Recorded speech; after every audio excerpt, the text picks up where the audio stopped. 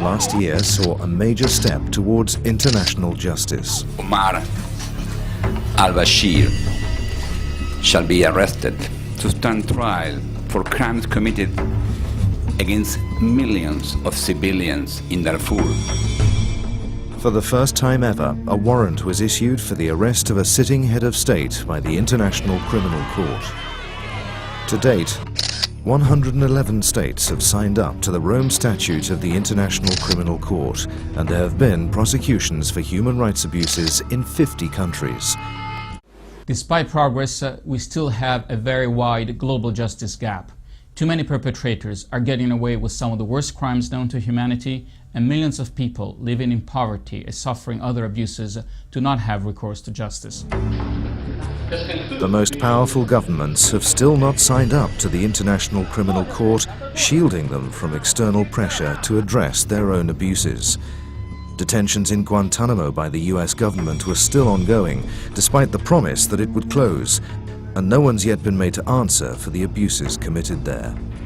The Chinese government has responded to dissent and protest with unfair trials and death sentences. Although cloaked in secrecy, it is still the world's leading executioner.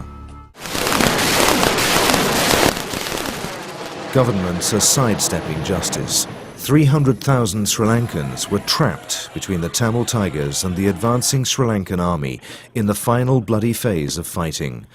Despite a death toll of at least 7,000 civilians killed by both sides, the UN failed to conduct an investigation. Instead, power plays between its members gave way to a resolution written by the Sri Lankan government itself that actually complemented its own success against the LTTE.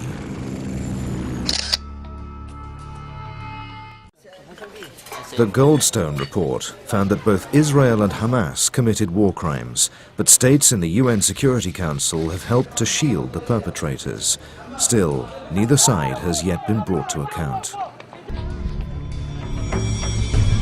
Across the globe, poverty is widening the justice gap. Millions are denied health, food and housing, and more have been pushed through the gap by international food, energy and economic crises. We are dying because of lack of knowledge.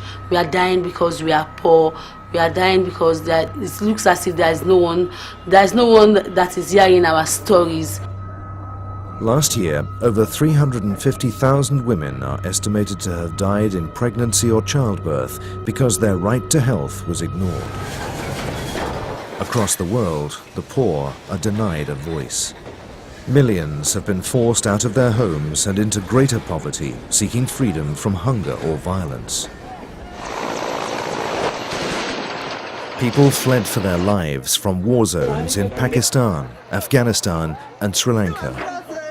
Thousands of homes were pulled down in Nigeria, Egypt and Colombia to make way for new developments, and more are at risk in Italy. Their lives may be hidden from our national headlines, but mass abuse of economic, social and cultural rights is still a human rights crisis. And it too must be fought with legal commitments, not paper promises. In our quest for the elimination of the global justice gap, Amnesty International is today appealing to all governments, but particularly those governments that aspire to global leadership, such as the United States and China, to sign up to the International Criminal Court and to make sure that the Millennium Development Goals turn from political aspirations into legally enforceable rights. We want an end to oppression and an end to poverty, and this starts by recognizing that no one is above the law.